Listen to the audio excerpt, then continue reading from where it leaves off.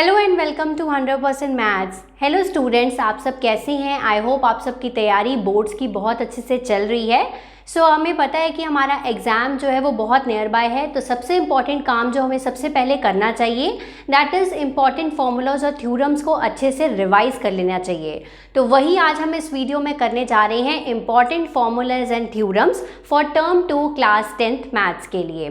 तो ये video class 10th के बच्चों के लिए बहुत इंपॉर्टेंट है। वीडियो को एंड तक पूरा ज़रूर देखिएगा, नोट्स ज़रूर बनाइएगा, प्लस हमारे चैनल को सब्सक्राइब ज़रूर कर लीजिए अगर नहीं किया अभी तक तो। एंड अगर वीडियो अच्छा लगे तो प्लीज़ इसको लाइक और शेयर ज़रूर करिएगा। So let's start the video. So starting with the chapter number 4 quadratic equations हमारा फर्स्ट चैप्टर है। तो सबसे पहले इसका general form of quadratic equation is ax² + bx + c = 0। अब कोई भी क्वाड्रेटिक इक्वेशन दे दी जा सकती है, उसमें से a, b, c की वैल्यूज़ आपको निकालनी है। सो a की वैल्यू 3, b की वैल्यू 2, कंपैरिजन करते जाना है, c की वैल्यू -4। ठीक है, साइंस हमेशा साथ साथ जाएंगे, प्लस है तो प्लस जाएगा और माइनस है तो माइनस जाएगा। ठीक है, अब हम इस क्वाड्रेटिक इक्वेशंस को सॉल्व कैसे करते हैं? 2 मेथड्स के साथ। First one is factorisation, that is splitting the middle term, and another one is discriminant method. दोनों ही मेथड से आप किसी भी क्वाड्रेटिक इक्वेशन को सॉल्व करेंगे, you will get the same answer. ठीक है, the first method is factorisation method, splitting the middle term. इसके 2-3 स्टेप्स हैं जो आपको हर बार करने होते हैं। वो एग्जाम्पल से बताऊंगी, अगर थ्योरी बताऊंगी तो वो समझ में नहीं आएगा, एग्जाम्पल से समझिए। ठीक है, सबसे पहले हमने देखना है कि जो हमें क्वाड्रेटिक इक्वेशन गिवन है अगर वो सही फॉर्मेट में है। सही फॉर्मेट मतलब पहले x² वाला टर्म, फिर x वाले टर्म, फिर कांस्टेंट टर्म। ठीक है, अगर उल्टी पुल्टी है तो उसको सीधी करके इस फॉर्मेट में पहले लिख लेनी है, जनरल फॉर्म की तरह। ठीक है, अब क्या है, हमारा जो x² का कोफिशिएंट है और यहाँ पर जो हमारा कांस्टेंट टर्म है, हम क्या करेंगे, इसको मल्टीप्लाई करेंगे। मतलब कांस्टेंट टर्म को x² के कोफिशिएंट के साथ मल्टीप्लाई करेंगे। तो 2 6 12। सो हमें बेसिकली मल्टीप्लाई करने पे 12 चाहिए, मतलब हमें दो नंबर्स, मतलब बीच वाले नंबर को स्प्लिट करना है। एंड नंबर स्प्लिट करने के लिए कंडीशंस क्या हैं कि मल्टीप्लिकेशन पे 12 आना चाहिए और बीच में क्या है, हमारे पास 1x है, या प्लस या माइनस करके 1 बनना चाहिए। तो ऐसे कोई दो नंबर्स आप लोगों को ढूंढने हैं जिनको मल्टीप्लाई करके 12 मिले और प्लस या माइनस करके 1 मिले। तो नहीं समझ में आ रहा है तो 12 के फैक्टर्स बना लो। सो 12 के फैक्टर्स कैसे बनेंगे? 1 and 12, 2 and 6, 3 and 4, फिर से रिपीट हो रहे हैं 4 and 3 एंड सो ऑन, है ना। तो रेपिटेशन वाले नहीं लिखने, मेन यही वाले हैं, है ना। तो अब 1 और 12 को करेंगे तो मल्टीप्लाई करने पे तो 12 मिल रहा है, पर प्लस या माइनस करके 1 नहीं मिलेगा। तो हमारा पास क्या है, 3 और 4 दो नंबर्स हैं। ठीक है, जिनको मल्टीप्लाई करने पे 12 मिलेगा, प्लस या माइनस करके मुझे 1 बनाना है। तो 1 कैसे बनाऊंगी मैं? 1 कैसे बनाऊंगी? माइनस का 1 चाहिए तो मैं बड़े नंबर के आगे माइनस लगा दूंगी, इसके आगे प्लस लगा दूंगी। यानी कि मैंने बीच वाली टर्म को इस तरह से स्प्लिट कर दिया, 6x² + 3x -4x -2 = 0। ये हो गया फर्स्ट काम। ठीक है, पहला काम आपका ये था, दूसरा काम आपका ये था। तीसरे स्टेप में क्या करना है, फर्स्ट 2 टर्म्स में से कॉमन एंड लास्ट 2 टर्म्स में से common. 3x 2x + 1, then 2 common, 2x + 1 = 0। So 3x - 2 and 2x + 1 are the 2 factors. इन दोनों को अलग अलग 0 पुट करिए। सो x आ गया 2/3। So this is 2x + 1 = 0, x आ गया -1/2। So these are the 2 factors. Clear? ये हो गया हमारा पहला method, that is factorisation method, splitting the middle term. ठीक है, वेरी इंपॉर्टेंट। देन आ गया डिस्क्रिमिनेंट मेथड। तो डिस्क्रिमिनेंट निकालने के लिए हमें क्या करना होता है, d = सबसे पहले b² - 4ac। तो you need to know about ABC values. ABC values कहाँ से आएंगी? क्वाड्रेटिक इक्वेशन में से। ठीक है, अब इसी का अगर हमें डिस्क्रिमिनेंट निकालना हो तो b की वैल्यू क्या है, -1। तो -1 का स्क्वायर 4 × a मतलब 6 और c मतलब -2। सो -1 का square 1, minus minus plus, 4 6 24, 24 2 48। So 49 is the discriminant of this question.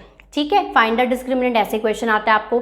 फिर इसके फैक्टर्स कैसे निकालने हैं, x is equal to, x मतलब जौन सा यहाँ पर वेरिएबल यूज हुआ होगा वही वेरिएबल यहाँ पर यूज होगा। अगर आपकी क्वाड्रेटिक इक्वेशन y में है तो यहाँ पर y यूज होगा। So x is equals to minus का b, प्लस माइनस इसलिए क्योंकि रूट लगा है और डिस्क्रिमिनेंट को हमने किस में डालना है, रूट के अंदर डालना है, डिवाइडेड बाई 2a। ठीक है, अब सेम क्वेश्चन को मैं इसके साथ सॉल्व कर रही हूँ। माइनस का b मतलब माइनस का 1 प्लस माइनस, अभी मैंने डिस्क्रिमिनेंट निकाला था रूट 49, ठीक है, divided by 2 into 6। So this is 1 plus minus ये हो गया 7, ठीक है, डिवाइडेड बाई 12। सो एक बार प्लस और एक बार माइनस, 1 प्लस 7 divide by 12, 1 minus 7 divided by 12, this is 8 by 12 and this is minus 6 by 12। Cutting कर दो, 4 के टेबल पे करोगे तो 2 बाई 3 आ जाएगा और ये आ जाएगा माइनस 1 बाई 2।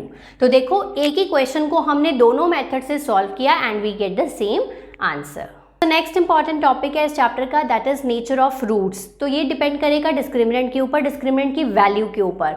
अब डिस्क्रिमिनेंट जब हम निकालते हैं तो अगर वो इक्वल टू 0 है तो रियल एंड इक्वल रूट्स होते हैं। डिस्क्रिमिनेंट अगर लेस देन 0 है तो no real roots, imaginary roots, तो उसको आगे सॉल्व नहीं करना होता है। लेस देन 0 का मतलब है अगर आपका डिस्क्रिमिनेंट नेगेटिव आ रहा है, ठीक है। ग्रेटर देन 0 मतलब पॉजिटिव आ रहा है, रियल एंड डिस्टिंक्ट रूट्स होंगे उस केस में, ठीक है। And last most important topic of this chapter is that is word problems. तो problems based on different types होते हैं, जैसे age, numbers, distance, speed and time, work in time, geometry, mensuration and miscellaneous. तो इसके लिए आप लोग refer किसको करो, एनसीईआरटी बुक को करो, उसके जैसे ही आप क्वेश्चंस और रेफरेंस बुक्स में से प्रैक्टिस कर सकते हैं। तो दूसरा मोस्ट इंपॉर्टेंट चैप्टर है हमारा chapter number 5, that is AP, arithmetic progressions. तो इसकी जनरल फॉर्म कैसे होती है, a plus d, a plus 2d, a plus 3d and so on, a plus n minus 1 into d, ये इसकी जनरल फॉर्म है। Where d is the common difference, it is a fixed number, it can be positive और negative, और a क्या है आपका first term है। Let अस से फॉर एग्जाम्पल 1 3 5 7 है, ठीक है, तो इसकी फर्स्ट टर्म यानी कि इसको हम a बोलेंगे, ठीक है, और d कैसे निकालेंगे, second term minus first term यानी कि 3 माइनस 1 2। अब अगर आप 5 माइनस 3 करके देखोगे तब भी 2 आ रहा है, 7 माइनस 5 करोगे तब भी 2 आ रहा है, यानी कि ये फिक्स नंबर होता है जो कि हम ऐड करते हैं to obtain the next term, ठीक है। और अगर कॉमन डिफरेंस निकालना हो तो कैसे निकालोगे, second term minus first term, common difference is fixed number, can be positive और negative. Then nth term from beginning, तो nth टर्म कैसे निकालते हैं, nth term a plus n minus 1 into d. बहुत से बच्चों को यहाँ पर कन्फ्यूजन ये होती है, ये n और ये an में कन्फ्यूज हो जाते हैं। ये वाला जो an है दिस इज nth टर्म यानी कि लास्ट टर्म निकाल रहे हैं हम, ये n जो है this is number of terms, ठीक है। a क्या है फर्स्ट टर्म, d क्या है कॉमन डिफरेंस, बस ये ध्यान रखना है। अगर कई बार क्वेश्चन में पूछा जाए nth टर्म फ्रॉम end निकालो, end में क्या करना है, एंड के लिए आपको क्या करना है, यही वाला फॉर्मूला यूज़ करना है, इसको थोड़ा सा चेंज करना है। एंड से बात कर रहे हैं मतलब लास्ट टर्म की बात कर रहे हैं, सो ए की जगह पे एल लिखना है, प्लस की जगह पे माइनस लिखना है, बाकी सारा n minus 1 into D same रहेगा। ए की जगह पे एल, प्लस की जगह पे माइनस, बस। अगर नॉर्मल लिखा हो nth टर्म निकाल लो, ठीक है, बिगनिंग नहीं लिखा होता ज़्यादातर, वैसे मैंने बता दिया कि ये बिगनिंग वाला फॉर्मूला, ये एंड वाला फॉर्मूला है। nth टर्म नॉर्मल लिखा हो तो ये वाला फॉर्मूला लगाना है, फ्रॉम एंड लिखा हो तो ये वाला फॉर्मूला लगाना है, ठीक है। नेक्स्ट अरिथमेटिक मीन, अगर 3 नंबर्स दिए हों और वो एपी में हो तो जो बीच वाला नंबर होता है it is equal to a plus c divided by 2, ठीक है। Then sum of n terms of an AP, जब हमें सम निकालना हो तो उसके लिए हम 2 फॉर्मूलेज यूज़ कर सकते हैं, बट ये भी कंडीशंस के ऊपर डिपेंड करेगा।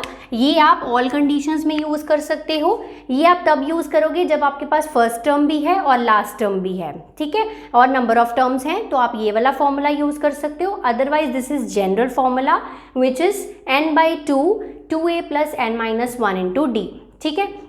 और ये वाला फॉर्मूला तब यूज़ करना है, शॉर्टकट फॉर्मूला है, जब आपके पास फर्स्ट टर्म भी है लास्ट टर्म भी है, just add both and number of terms divide by 2 से मल्टीप्लाई कर दो, ठीक है। देन nth टर्म आपको कई बार निकालनी होती है जब आपको Sn गिवन होता है, सम ऑफ n टर्म्स गिवन होती है और वहाँ से सीधी nth टर्म निकालनी होती है। उस केस में आप क्या फॉर्मूला लगाएंगे, nth term is equal to Sn minus S of n minus 1। S of n आपको क्वेश्चन में गिवन होता है, S ऑफ n माइनस 1 आप निकाल सकते हैं, दोनों में माइनस करेंगे तो आपकी nth टर्म आ जाएगी। नेक्स्ट आ गया हमारा chapter number 9 that is Heights and distances. तो इसमें सबसे इंपॉर्टेंट दो एंगल्स होते हैं, angle of elevation and angle of depression. तो इसको समझने के लिए लेट अस से ये यहाँ पर ऑब्जर्वर है, मतलब यहाँ पर अगर कोई खड़ा है और वो इस ऑब्जेक्ट को यहाँ पर देख रहा है, ये ट्री पे कोई ऑब्जेक्ट है, ऑब्जेक्ट मान लेते हैं कि लेट अस से यहाँ पर कोई बर्ड है, ठीक है, वो ट्री के ऊपर बैठा है और ऑब्जर्वर उस बर्ड को देख रहा है, ठीक है। तो उसकी आई से लेकर जो ये बर्ड तक का जो एंगल बन रहा है वो उस एंगल को हम क्या बोलते हैं, एंगल ऑफ एलिवेशन, ठीक है, ये थीटा। अब ये क्या है, दिस इज हॉरिजॉन्टल, ठीक है, और this is line of site, clear. ये एंगल ऑफ एलिवेशन है, जो ऑब्जर्वर की आई से लेके उस ऑब्जेक्ट को देखने पे जो एंगल बन रहा है that is known to be angle of elevation. अब एंगल ऑफ डिप्रेशन को समझते हैं। लेट अस से ऑब्जर्वर यहाँ पर बिल्डिंग के या टावर के ऊपर खड़ा है और वो रोड पर कुछ कार्स को देख रहा है, ये रोड है, ठीक है, ये रोड है और ये इस कार को देख रहा है। ऑब्जर्वर की आई से जो कार तक का एंगल, मतलब उसकी आई से लेके जो कार को वो देख रहा है, ये मैंने हॉरिजॉन्टल बनाया है। ये वाला जो थीटा है this is angle of depression and angle of elevation is always equal to angle of depression. अगर यहाँ पर ये एंगल थीटा है so this is also angle theta, alternate interior angles, clear. अब इसके अलावा और इस चैप्टर में कौन सा कॉन्सेप्ट लगता है, that is our trigonometric concept, T ratios का, जो हमने चैप्टर नंबर 8 में पढ़ा था। दैट इज टी रेशोज में हम पढ़ेंगे पंडित बद्री प्रसाद हरिहरी बोले sine cos tan cot secant cosecant, ठीक है, ये लगता है। और हमारी पाइथागोरस थ्योरम लगती है। पाइथागोरस थ्योरम क्या होती है, this is a right angle triangle, so A C square is equal to B C square plus A B square, clear. And T table, trigonometric table आपको वैसे पूरा करना है, बट अगर किसी को पूरा नहीं भी करना है तो मोस्टली मैं आपको 6 या 7 वैल्यूज़ बता देती हूँ, जो आप लर्न कर लो, उसके बेसिस पे ही सारा आपका चैप्टर सॉल्व हो जाएंगे, क्वेश्चंस मतलब सॉल्व हो जाएंगे। तो मोस्टली सबसे ज़्यादा जो यूज्ड वैल्यूज़ हैं वो ये 3 होती हैं, tan 30 1/√3, tan 60 √3 और tan 45 1। इसके अलावा आप 4 और वैल्यूज़ याद करिए, sin 30 sin 60 cos 30 cos 60, ठीक है, आपका काम हो जाएगा, ठीक है जी। तो नेक्स्ट है हमारा chapter number 10 that is circles. तो सबसे पहले सर्कल के basic terms, that is this is centre of the circle, then O P and O Q are the radius of the circle and P Q पूरा क्या है, diameter of the circle. ये आप छोटी क्लासेस में already पढ़ चुके हैं। यहाँ पर मेन 2 थ्योरम्स होती हैं। सबसे पहली थ्योरम होती है कि जैसे ये ओ पी रेडियस है और ये पी क्यू क्या है, टेंजेंट है। Tangent is that which touches the circle at only 1 point, ठीक है, that is called as tangent. अब यहाँ पर ओ पी रेडियस है, पी क्यू क्या है, टेंजेंट है। अब ये जो ओ पी रेडियस है और पी क्यू टेंजेंट है, यहाँ पर क्या होता है, tangent at any point of a circle is perpendicular to radius through point of contact. ये पॉइंट ऑफ कॉन्टैक्ट है और ये जो रेडियस होता है ये परपेंडिकुलर टू टेंजेंट होता है, ठीक है, मतलब यहाँ पर एंगल कितना बनेगा, 90 डिग्री बनेगा, क्लियर।